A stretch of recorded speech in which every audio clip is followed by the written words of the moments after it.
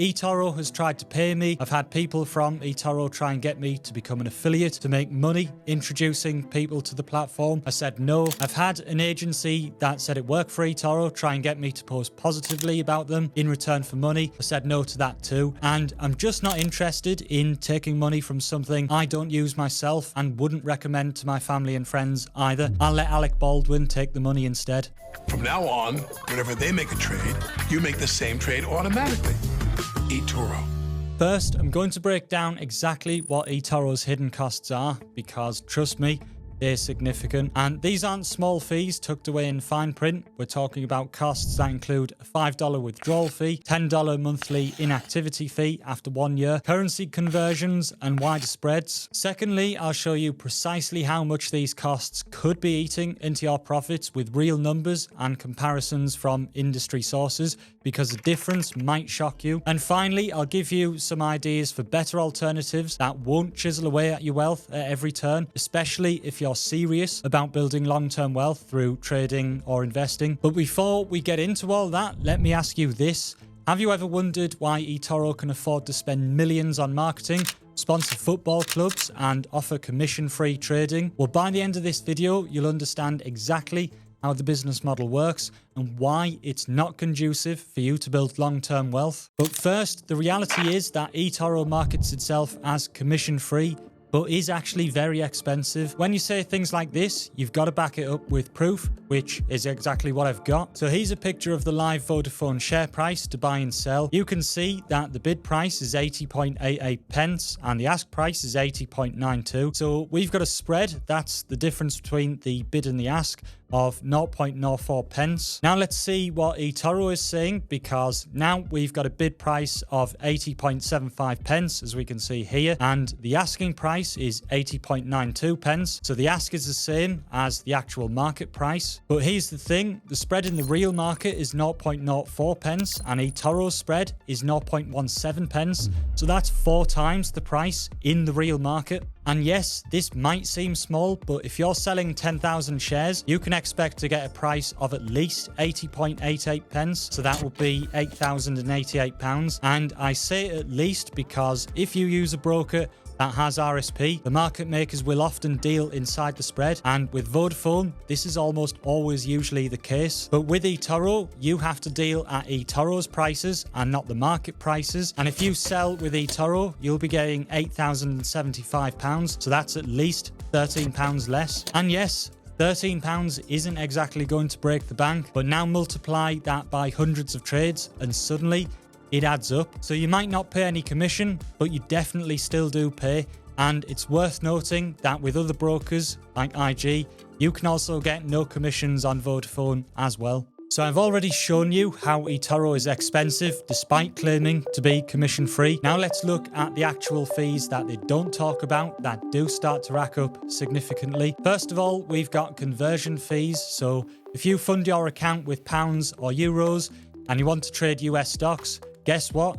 0.75% conversion fee. Now, even if I assume that's just for the whole trade and not another 0.75% when you close the position, 0.75% is still insanely high, and obviously 1.5% is just rip-off territory if that is the case. Rather helpfully, I can't find this out on eToro's website, and I can't be the only person asking this question, which I do find odd. But that's not the only thing I'm struggling to find, because obviously CFDs are eToro's main business, and so what I want to find out is the final overnight figure. So here, we're told already it's 6.4%, which seems very high to me, not to mention the benchmark. So let's click that, and we are given an article on benchmarks, and we can see for GBP it uses the ICE IBA term SONIA reference rates for 1 month. So let's click that, and nowhere can I see what the actual rate is on here. Now this isn't entirely eToro's fault, they've given links to the information, but the reality is I have no idea what I'm paying for overnight financing fees, and I'd be willing to bet my bottom dollar that if it was cheap,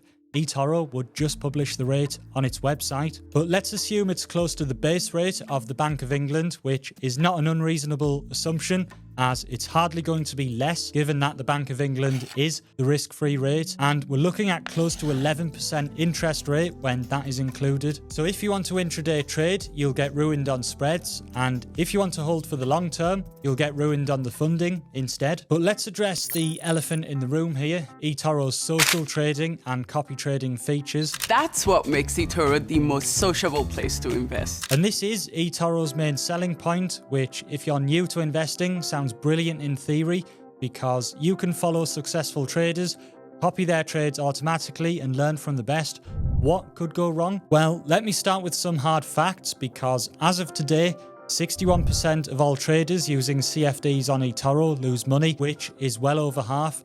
And actually, in fairness, this is pretty good because most brokers are usually much higher. But whatever promotion eToro does on the popular investor program, which is where traders can earn a percentage of their assets under copy from those who copy them, the reality is this is survivorship bias. And eToro did actually publish this article in 2022 because I assume it saw it as a positive.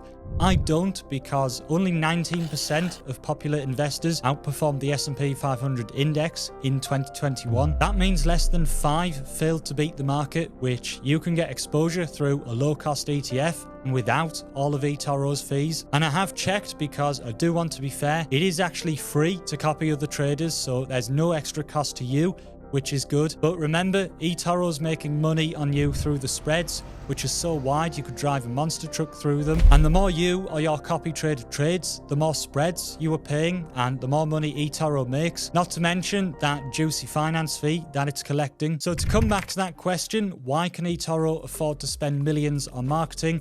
Why can it afford to sponsor football clubs and offer commission-free trading? And the answer is simple. eToro makes a lot of money through fees and just isn't incentivized to build long-term wealth through investing. And maybe that's fair enough because it is called copy trading. It's not pretending to be something it's not. But eToro relies on people to trade and generate fees. Otherwise, it wouldn't make money. Now, I know what some of you are thinking. Michael, if eToro is so bad, why do millions of people use it? And that's a good question that brings up something even more important, because the truth is, eToro has done something very clever. It's made trading feel accessible and fun, especially for beginners. Its marketing is top-notch, its platform looks modern, and the social features create a sense of community. And these aren't necessarily bad things, but they can mask the underlying costs and limitations. And I'm not saying eToro is evil or that anyone who uses it will lose money. As I said earlier, eToro isn't a scam. It is regulated by the FCA, and there are situations where it might work for some people, especially if you're into crypto and you want a safe platform and want to copy someone, then eToro is probably perfect for you. But let's not pretend trading is easy. It's not. I've seen people lose everything. It's cost relationships. There is a real cost to this trading business, and it's not a game either. The reality is it's hard. Most people will fail, and some people will lose everything they own and more. And if you value low-cost platforms and building wealth over time, which in my opinion is what most people should do, then based on the facts that we've looked at today, eToro just isn't the right choice, and it's a hard avoid. For most investors, you were looking at platforms like XTB, which has 0% commissions and no account fees, and also pays interest on uninvested cash. Or if you were wanting professional grade tools as a serious trader, then in my opinion, IG is one of the best. And if you do want to build wealth and make £1 million in 4 steps without staring at screens all day and without all the stress, this is exactly what I cover using a proven strategy in my next video. So thanks for watching, and I'll see you in a few seconds.